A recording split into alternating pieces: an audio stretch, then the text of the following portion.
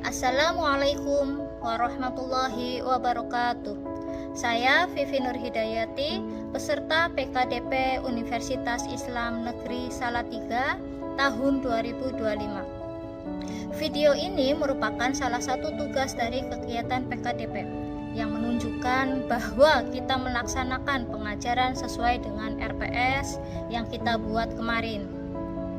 Adapun mata kuliah hari ini mengenai studi pendidikan pesantren dengan judul materi sistem pengasuhan dan pembelajaran khas pesantren. Selain itu, mahasiswa diharapkan dapat menjelaskan metode pembelajaran, pendongan, sorogan, dan juga wetonan. Dan juga mahasiswa menyusun simulasi pembelajaran khas pesantren.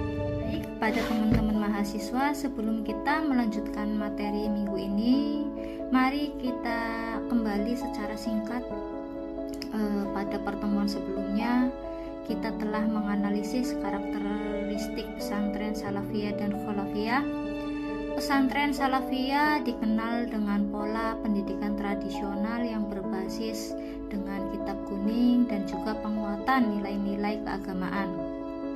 Sedangkan pesantren Salafiyah mengintegrasikan sistem pendidikan modern dengan kurikulum formal. Keduanya memiliki keunikan tersendiri dalam membentuk karakter dan keilmuan santri. Sebelum mahasiswa dapat menjelaskan mengenai metode pembelajaran pendongan dan juga sorogan, mahasiswa harus mengetahui sistem pengasuhan dan pembelajaran khas pesantren, di mana pesantren adalah lembaga pendidikan Islam tertua di Indonesia yang berkembang dan dari tradisi lokal dan praktik keislaman. Keunikan pesantren terletak pada sistem pendidikan non-formal dan juga informal yang mengakar dalam nilai-nilai keislaman dan juga kemandirian dan kedisiplinan.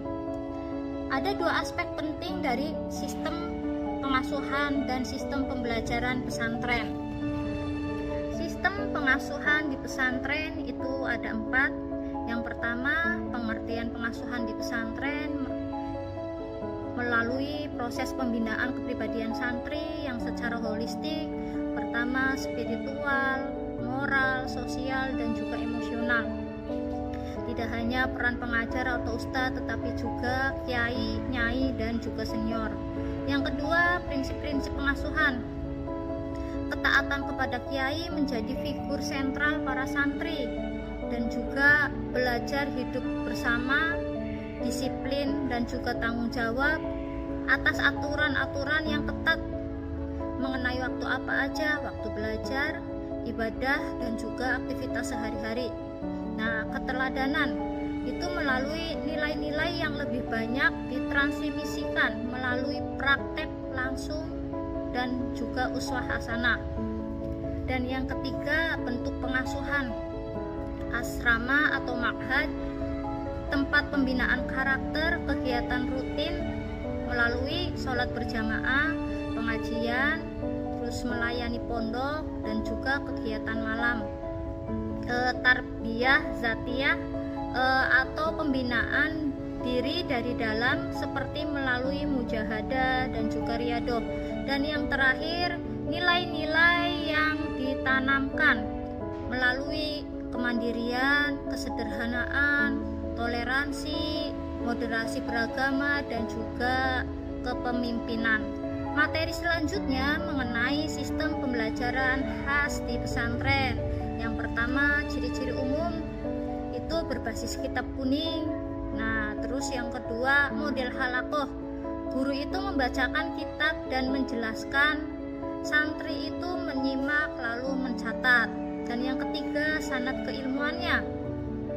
Ilmu yang diajarkan itu bersambung kepada ulama-ulama terdahulu. Oke, baik, materi selanjutnya struktur kurikulum pesantren tradisional.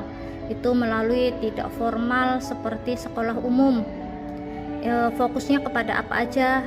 Tauhid, fikih, tafsir, akhlak, hadis, dan juga nahwu, shorof.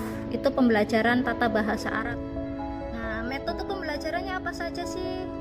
Yang pertama, sorogan. Sorogan itu apa? Santri itu membaca kitab di hadapan guru, lalu guru itu membetulkan. Nah, yang kedua itu bandongan. Bandongan itu apa? Guru membaca kitab dan santri itu mendengarkan, mencatat, dan juga mencatat dari kata per kata. Dan yang ketiga, muzakaroh. Muzakaroh itu apa? Diskusi antar santri untuk memperkuat pemahaman satu sama lain. Dan yang terakhir, hafalan. Hafalan itu sistem tahfidz, terutama dalam pesantren, tahfidz dan juga salaf. Transformasi dalam pesantren modern. Nah, transformasi pesantren modern itu mengadopsi sistem klasikal dan juga kurikulumnya kurikulum nasional. Integrasi ilmunya itu agama dan ilmu umum, lalu menyediakan program pendidikan formal seperti madrasah, SMK, SMA, dan juga perguruan tinggi. Nah, di sini pesantren itu memiliki tantangan dan peluang sendiri. Nah, tantangannya itu apa aja?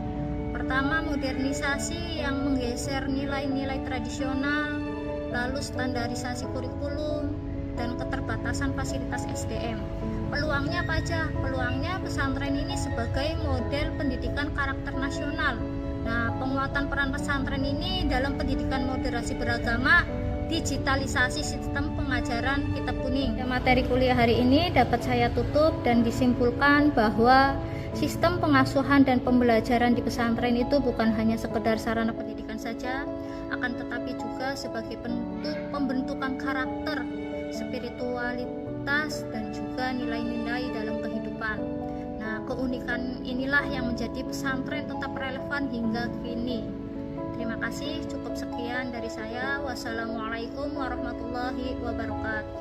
Sebagai bentuk penguatan pemahaman materi, mahasiswa diberikan tugas untuk menulis artikel dengan tema Sistem Pengasuhan dan Pembelajaran Khas Pesantren.